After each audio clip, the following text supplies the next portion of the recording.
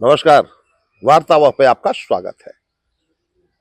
किसानों की बात करने के लिए, किसानी को समझने के लिए, किसानों के बीच लगातार जाने का कार्य कर रहे हैं। इस बीच सासाराम शहर के कंपनी सराय में शहर के मानिंद व्यक्ति और किसानी भी जबरदस्त करते हैं। अपना खेत है, अपना बगीचा है, अपना तालाब है। खेती इनके जीवन के अर्थव्यवस्था का एक महत्वपूर्ण हिस्सा है। रोजगार की बात तो अलग है, पुश्तैनी कार्य है, तो इस कार्य से अपने आप को महरूम भी नहीं कर सकते हैं। मजबूरी है इस शौक को पाल के रखना। मैं बात कर रहा हूं अनिल कुमार सिंह। राजनीतिक दल से तो नहीं जुड़े हैं, लेकिन कई सामाजिक संगठनों से, कई सामाजिक व्यवस्थाओं से बढ़ चढ़कर हिस्सा लेते हैं और जुड़े रहते हैं। अनिल जी, वार्तावाह पर आपका स्वागत है। धन्यवाद। खेती आप करते हैं? हाँ, खेती हमारे परिवार के लोग करते हैं और मैं उसमें सहयोग करता हूँ। लगभग कितना बीघा खेत में आपकी खेती चलती है? लगभग 40 से 50 बीघा में खेती चलती है। आप और जी हाँ, और हमेशा हम जब खेती होती है तो उस समय हम गांव पे जाते हैं। खेती के समय गांव पे जाते हैं?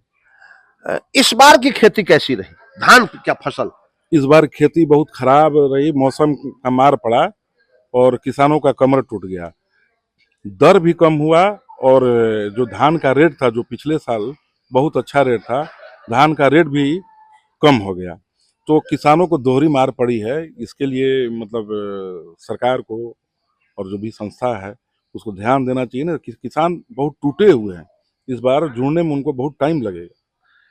किसान टूटे हुए हैं, जुड़ने में टाइम लगेगा। आप माने इस बार पैदावार पहले से घटा है? आप क्या हाँ, कह रहे हैं? घटा है। लगभग 25 से 30% पैदावार घटा है। हाँ, जो बारिश जो अंतिम में हो गया, जो असमय बारिश हुआ, उसी का देन है। धान का जो वेट है वो कम हो गया, जिसके वजह जिस खेत में मान लीजिए 50 मन धान होता था, वहाँ 30 से 35 मन हुआ है। इस टाइप से हुआ। बहुत मतलब किसान का कमर टूट गया है। और अगले साल धान का रेट बहुत अच्छा था, मतलब गए पीछे साल, और इस बार धान का रेट भी बहुत कम हो गया। 1800-1700 में धान गया, जो पिछले साल 2200। इस बार आप धान कैसे बेचे हैं? हमारा 1800 के पैक्स में नहीं दिए हैं? पैक्स में कितने परसेंट लोग पहुंच पाएंगे? पैक्स में 2-4% लोग पहुंच पाएंगे। सरकार को पैक्स से सभी किसानों का धान नहीं जा सकता है।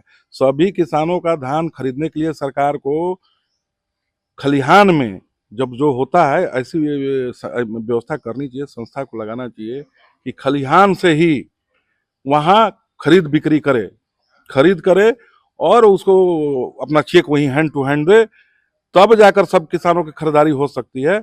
पैक्स में सभी नहीं पहुंच पाते हैं। मान लीजिए जो सक्षम व्यक्ति हैं वो चले गए। आप तो सक्षम हैं, आप पैक्स में तो क्यों नहीं पहुंचे? हाँ हाँ हाँ हाँ, हम लोग पैक्स में इसलिए नहीं पहुंच पाए कि पैसा भी थोड़ा सा लेट मिलता है, और हमारा जो पैक्स है पैक्स का लेट मिलता है? लेट मिलता है 48 घंटे में पेमेंट होता है? लेकिन लेट हो जाता है। और हमारा जो पैक्स है हाँ।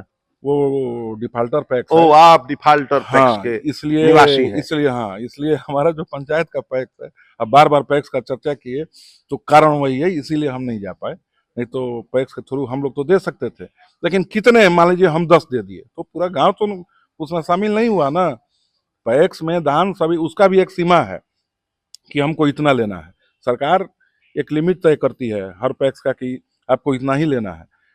उससे नहीं होगा, आपको खलिहान से धान उठाना पड़ेगा, तब किसानों का आय बढ़ेगा और किसान खुश होंगे। इस बार किसान बहुत दुखी हैं और सरकार को इस पे नजर रखनी पड़ेगी, अन्यथा इसका बहुत बुरा परिणाम होगा। और किसान का जब कमर टूटता है तो सरकार के लिए अगले चुनाव में बहुत मुश्किल होगा। खेती करते हैं तो उर्वरक का भी इस्तेमाल करते होंगे, तो क्या उर्वरक आप बाजार से खरीदते हैं या हाँ, पैक्स के माध्यम से? नहीं, बाजार से आता है। बाजार से आता है। यूरिया का क्या रेट है, आप ईमानदारी से अब कहें। इस समय तो अभी ये नहीं है, उस समय अब जो धान के बरसात समय का में यूरिया कैसे खरीदते रेट था, अब रेट हमको याद नहीं है, हमारे भाई साहब खरीदते हैं उसको। हाँ। लेकिन पहले से महंगा था, ये बता रहे थे कि पहले से महंगा है और धान सस्ता हो गया। तो लॉस तो एक्यूरेट हम उसका दाम अभी हम नहीं बताएंगे, इसलिए भाई साहब ही सब खरीद बिक्री करते हैं, गांव पे जो रहते हैं। मतलब सरकारी रेट पर यूरिया और डाई मिला है आपको? नहीं, सरकारी रेट पे नहीं मिला। सरकारी रेट पे नहीं मिला है। कुछ हल्का फुल्का हाँ। अपना कहीं ना कहीं ऐसे कहीं कभी मिल जाता है, कभी इधर उधर करके 10-20 रुपए महंगा भी हुआ तो लेना पड़ता है, मजबूरी होती है, उस समय लेना पड़ता है। तो सरकार धान के यूरिया का या खाद का कभी कभी ज्यादा किल्लत होता है, अभी उसका किल्लत नहीं था, वो चलेगा। लेकिन जो दर कम गया उसको कैसे आप मैनेज करेंगे? माननीय मंत्री जी तो कह रहे थे कि इस बार बम्पर पैदावार हुआ वो है। खेती नहीं करते हैं, वो जो अरे कृषि मंत्री हैं। वो कृषि मंत्री तो कोई बन सकता है, मान लीजिए जो खेती करता होगा वही बता सकता है। अगर वो किसान होंगे तो ऐसा बात नहीं बोलना चाहिए उनको। मंत्री जी को पूरा तहकीकात करना चाहिए, पूरा जहाँ जहाँ किसान से उनका मीटिंग करा के पूछे, अगर किसान खुश हैं, अगर गया तो बयान दे, वो उनका व्यक्तिगत बयान है, वो दे इसी दिए। जिला में आकर बयान दिए हैं। हाँ, तो बयान दिए हैं इस तो बार ये बम्पर पैदावार हुआ है। नहीं, ये गलत बयान है और उनको जानकारी नहीं है इसका। मंत्री के बयान को आप गलत कह रहे हैं? हाँ, बिल्कुल कृषि मंत्री के हाँ, बयान। कृषि मंत्री के बयान का मैं खंडन कर रहा हूँ कि उन्होंने जो कहा है कि बम्पर पैदावार हुआ है, बम्पर पैदावार नहीं हुआ है, कमर टूट गई है। 30% पिछले साल से 30% धान कम हुआ है। ये पता कर रहे हो, सारे किसान हैं, आप सबसे पर राय लीजिए, हमको छोड़ दीजिए, हम बोल सकते हैं, बहुत सारे लोग हैं, आप पूछिए। ये जो पानी असमय हुआ उसका असर पड़ा, असमय बारिश का असर। हाँ, असमय जो बारिश हुआ उसका असर पड़ा। दशहरा के समय बारिश हुआ था, उस समय धान फूट रहा था और जो बारिश हुआ उससे असर पड़ा धानों पर। किसानों का खेती से अपना खर्च निकाल लेंगे किसान? नहीं, कोई भी किसान जी सकता है, भोजन पानी उसका चल सकता है। जो बड़े किसान है, अब बड़े किसान रहे कहाँ, सभी तो छोटे किसान हो गए। मान लीजिए हमारे पास 50 बीघा खेत है तो हम 50 परिवार भी हैं, तो भाई किसानी से पूरा आप खर्च नहीं चला सकते हैं, पढ़ाई लिखाई आपका प्रभावित होगा। आप खा सकते हैं, पी सकते हैं, बस यही भाई कर सकते हैं। नहीं तो आप ये सोचेंगे कि हम बच्चों को बहुत अच्छा एजुकेशन दे दें, हम अच्छा अपने लिए कोई व्यवस्था कर लें, तो वो सब चीज़ नहीं हो सकता है। किसानी जो बड़े किसान बहुत जो 1% है वो कर सकते हैं, लेकिन किसानी से आप व्यवस्था अच्छा नहीं कर सकते, जिंदगी अच्छा नहीं जी सकते। किसानों की क्रय शक्ति आजादी के बाद से और अभी या फिर कांग्रेस के सत्ता में जाने के बाद किसानों की क्रय शक्ति का क्या स्थिति है? घटा है, बढ़ा है? नहीं, वो तो क्रय शक्ति बढ़ा है, लेकिन अब सरकार कांग्रेस हो या भाजपा हो, किसान को सबने नजरअंदाज किया है। ऐसा लग रहा था पिछले साल की मोदी जी किसान के लिए अच्छा काम कर रहे हैं, सभी खुश भी थे कि नहीं, लेकिन इस बार किसान नाराज हैं। इस बार के जो अभी आया है, जो कमर टूटा है, अभी नाराज हैं किसान। पिछले साल खुश थे मोदी जी से, इसलिए कि उन्होंने धान का भी रेट बढ़ाया था और मार्केट में भी रेट अच्छा था। 2300 रुपया तक का, मतलब 2200-2300 रुपया क्विंटल धान गया था। लेकिन इस बार तो कमर टूट गया। तो सरकार जो है अपना वोट बैंक बनाने के लिए वो पॉलिसी किसान को नजरअंदाज ही करके चलती है। कोई भी सरकार हो, किसानों के लिए बहुत अच्छा अभी तक समझ में नहीं आ रहा है। कभी लगता है कि अच्छा है एक साल, फिर लगता है कि नहीं बेकार है। तो मोदी जी प्रयासरत हैं, लेकिन उनको और प्रयास करने की जरूरत है और इससे काम नहीं चलेगा, थोड़ा किसानों पर फोकस ज्यादा करना पड़ेगा। मोदी जी ने कहा था 2020 में हम किसानों की 2022 में हम किसानों की आय दोगुनी करेंगे। तो आय दोगुनी हुई है किसानों की? नहीं, अभी दोगुनी नहीं हुई है, लेकिन जब वो 14 में बोले थे, 14 में अब उस समय याद नहीं, शायद 1500 रुपये क्विंटल या 1200 रुपये, ऐसे ही 1300 रुपये कुछ था। अब पूरा दिमाग पे हमारा नहीं चल रहा है। डेढ़ा हुआ है तो महंगाई भी बढ़ा है ना। दोगुनी तब होती जैसे अभी पिछले साल ठीक था। आज किसानों को 2500 रुपये क्विंटल अगर भाव मिले तब किसान खुशहाल रहेंगे। अभी के समय में 2500 रुपये क्विंटल धान का रेट होना चाहिए, तो किसान खुश रहेंगे। और उस हिसाब से हर साल उसमें 5%, 10% का बढ़ोतरी होते जाए, तब किसान खुश होंगे। लेकिन अभी 2500 रुपये रहता, जो आज 1800 में बेच रहे हैं, तो 700 रुपये पर क्विंटल का आपका डैमेज हो रहा है, वो कहाँ मैनेज करेंगे? और उस किसान के पास कोई दूसरा विकल्प है नहीं, तो सभी परेशान हैं। सरकार को सोचना चाहिए इसके बारे में। और लेकिन ये किसान का मार जो है वो सरकार बर्दाश्त नहीं कर पाएगी चुनाव में, आने वाले चुनाव में। मौजूदा कृषि कानून जो किसानों के लिए है, क्या वह पर्याप्त है? जो मौजूदा कुछ अच्छा है और कुछ उसमें गलत भी है। बहुत सारा चीज अच्छा, मतलब कृषि कानून ठीक है, लेकिन उसको इम्प्लीमेंट ढंग से होना चाहिए। आपको बिचौलिए से लेकर हर तरफ मार झेलना पड़ता है। किसानों के लिए कानून लाने से नहीं होता है, उसको इम्प्लीमेंट कर। अपेक्स जैसे खोल दिए, कितने लोगों का धान वहां पहुंचता है भाई?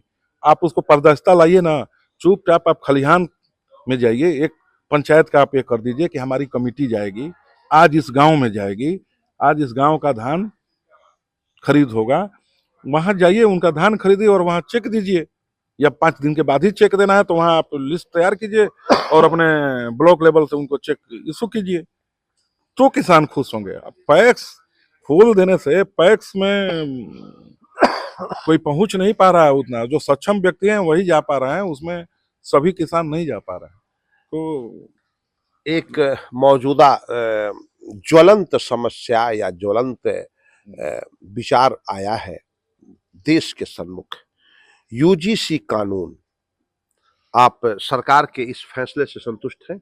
नहीं, ये सरकार का बहुत ही गलत निर्णय है, इसलिए कि स्टूडेंट में जातिगत भेदभाव नहीं होना चाहिए। आप एक तरफ बोलते हो कि जोड़ना है, हम मोदी जी का ही बोलते हैं कि हिंदू समाज हो या कोई, सबको जोड़ना है, तो आप एक तरफ जोड़ने की बात करते हैं और दूसरे तरफ जातिगत आप रूल लाते हैं। ये एजुकेशन में ऐसा रूल लाने की जरूरत नहीं थी, ये बहुत ही गलत निर्णय है। इस पर उनको पुनर्विचार करना चाहिए, नहीं तो इसका खमियाजा मोदी जी को भुगतना पड़ेगा। इसलिए कि छात्र भोले भाले होते हैं, उनको कोई राजनीति से मतलब नहीं होता है, छात्र पढ़ने के लिए जाते हैं। अब उसमें हम छात्र हैं, 2 छात्र हैं, हम लोग भी बचपन में खेलते थे, खेलते खेलते खेलते पटका पटकी करने लगते थे, उसमें कोई कुछ बोलता था, कोई कुछ बोलता था, और उसको अब जाति से जोड़कर और कोई कानून लाइएगा तो ये नहीं। छात्र की एक ही जाति होती है, वो छात्र होता है, उसमें जाति नहीं होती है। और ये कानून बहुत ही गलत है और सरकार को इस पे पुनर्विचार करना चाहिए, क्योंकि छात्र जब पढ़ते हैं, जब समूह में रहते हैं, तो जाति नहीं होता है, एक ही जाति होता है और वो छात्र का जाति होता है। उसमें आप भेदभाव करेंगे तो ये इसका गलत परिणाम जाएगा, क्योंकि इसमें अब मैंने जहाँ तक गहन अध्ययन अभी तक पूरा नहीं किया, लेकिन जो अध्ययन किया है, इसमें किसी को कुछ बोल दें तो छात्र एक मित्र होते हैं, मित्रवत व्यवहार जैसे हम लोग भी पढ़ते थे तो उसमें मित्र में अरे कुछ भी बोलते रहते थे, वो भी अरे करके बोलते रहता था। तब इसको लेकर आप कोई कानून के दायरे में आए, ये बहुत गलत है और सरकार को इस पे पुनर्विचार करना चाहिए। अन्यथा समाज में बहुत ही इसका गलत मैसेज जाएगा सरकार का। और जब सरकार जाति तोड़ो और समाज जोड़ो का बात करती है और फिर से वो जाति आधारित कोई भी कानून लाती है, जिससे समाज कैसे जुड़ेगा? ये तो मन में फीलिंग होगा। और स्टूडेंट जो है, छात्र भोले भाले होते हैं, उनको इस जातिगत कानून में बांध कर नहीं रखना चाहिए। और इस कानून का पुरजोर विरोध मैं भी करता हूं और सभी को करना चाहिए, जो भी जिस समाज से हैं। मैं एक समाज से बात नहीं करता हूं कि सवर्णों के लिए, ओबीसी के लोग भी हैं, SC ST के लोग भी हैं, सभी इसका विरोध करें, क्योंकि छात्र एक अलग जाति होती है और आपके यूनियन को कमजोर किया जाता है। छात्र शक्ति सबसे बड़ा एक जाति होता है और उस जाति को रहना चाहिए। ये नहीं रहना चाहिए कि हम फलाने जाति से, हम फलाने जाति से, ये नहीं होना चाहिए। अनिल जी ने बड़े बेबाकी से अपनी बातों को रखा। हम तो आए थे मूलतः चर्चा करने के लिए किसानों पर, हम आए थे किसानी जानने के लिए हम, लेकिन एक ज्वलंत मुद्दा भी पूछे। फिर मिलते हैं कहीं और किसी और के समक्ष किसानों की बात करने के लिए। मैं बुटस सासाराम कंपनी सराय वार्तावाह के लिए।